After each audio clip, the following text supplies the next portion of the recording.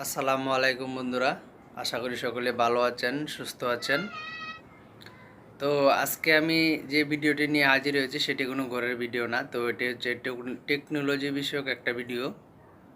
তো ঘরের ভিডিও দেবো ইনশাল্লাহ। আপনাদের প্রয়োজনীয় যে কোনো ঘরের মাপ লিখে আমাদের কমেন্ট বক্সে কমেন্ট করতে পারেন, সেই মাপ অনুসারে ভিডিও বানানোর চেষ্টা করবো ইনশাল্লাহ।